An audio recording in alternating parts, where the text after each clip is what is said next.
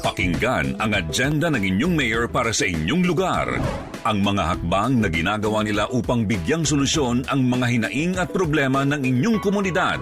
At alamin ang mga good news na hatid nila sa taong bayan. Mayor's Hour sa Target On Air. Eto, balik tayo at kanina pinag-usapan natin yung pamamahagi po ng cash relief assistant para po dun sa mga tricycle driver.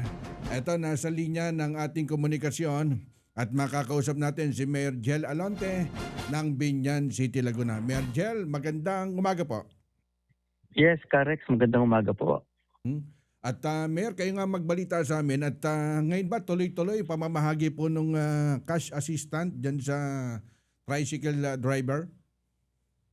Yes po, unang-una siyempre nagpapasalamat tayo sa ating Secretary Rex Gatchalian sa pagbibigay ng tulong po sa ating fuel subsidy na financial assistance na galing po sa DSWD sa national na nagkaroon po ng libreng 5,000 pesos ang ating mga kababayan dito, mga tricycle driver dito sa lungsod ng Biñan po. At patuloy po ngayong araw na to sa Alonte Sports Arena po. Apo, at nagtatanong yung iba, ano po ito, Mayor? Doon lang sa mga tricycle driver o doon sa mga riders din?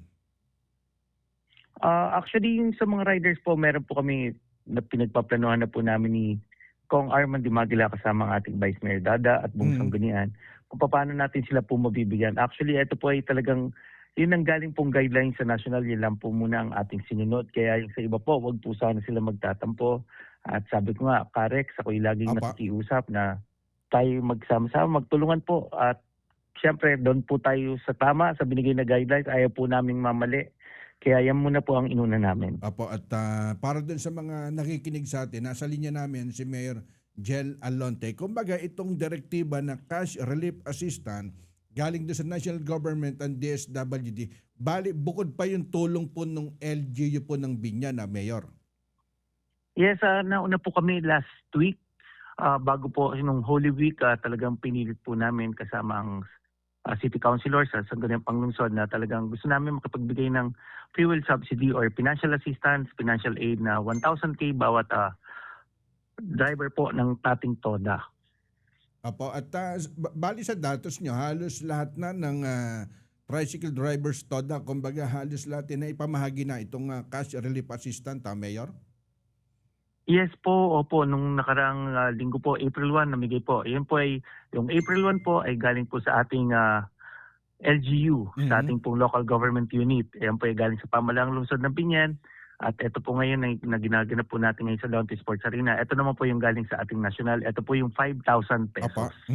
At Mayor, mensahe po dun sa mga tricycle driver na patuloy pong tumatanggap ngayon ng assistant galing po sa national. Siyempre po sa ating mga driver ng ating TODA, patuloy po ang aming pakiusap na sana wag po nating samantalahin ang crisis na ito na magtaas po. Katulad po nung pakiusap ko po sa kanila nung nakaraang linggo, sana po tulungan po natin, especially yung mga nagregular na mamamayan, yung mga simpleng mamamayan natin, wag na po natin muna taasan ang ating pamasahe sa kanila, wag na po natin dagdagan. At sana po sa ating mga kababayan, sa iba po nating mga kababayan, humingi rin po ako ng pangunawa.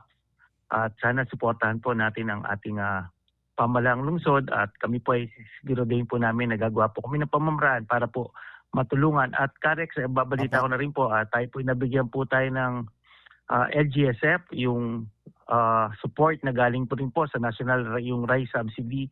Yan po ay pamamahagi natin sa ating mga kababayan po dito sa ating mahal na lungsod ng Biñan. Apo, at loaded talaga sa programa ang Biñan City, Laguna. Mayor, salamat po sa pagkakataon. Maraming salamat po, Karex. Pakinggan ang agenda ng inyong mayor para sa inyong lugar. Ang mga hakbang na ginagawa nila upang bigyang solusyon ang mga hinaing at problema ng inyong komunidad. At alamin ang mga good news na hatid nila sa taong bayan. Mayor's Hour sa Target On Air. Ayan, napakinggan nyo si Mayor Jel Alonte dyan sa Biñan City, Laguna. At bukod pala dun sa Biñan, kumbaga halos nasa 12 lungsod mula dito sa Calabarzon. Kumbaga sabay-sabay na namamahagi po ng cash relief assistance para po doon sa mahigit na 24,000 na tricycle drivers ngayong araw. Ibig sabihin, ganong karami sa buong Calabarzon, nasa 12 lungsod, kasabay ngayon dito sa Binyan City, Laguna, at 24,000 na tricycle driver. Kung 24,000 yan, abay napakaraming tutulungan ng DSWD at nasa 120 million. Tama ba ako? Yun yung ida-download na tulong mula doon sa national government at ibababa doon sa cash relief assistance para doon sa mga tricycle drivers na ipapamahagi. At ngayong araw, kumbaga ongoing at tuloy-tuloy yung pamamahagi doon sa cash relief assistance. Pakinggan ang agenda ng inyong mayor para sa inyong lugar. Ang mga hakbang na ginagawa nila upang bigyang solusyon ang mga hinaing at problema ng inyong komunidad. At alamin ang mga good news na hatid nila sa taong bayan. Mayor's Hour sa Target On Air.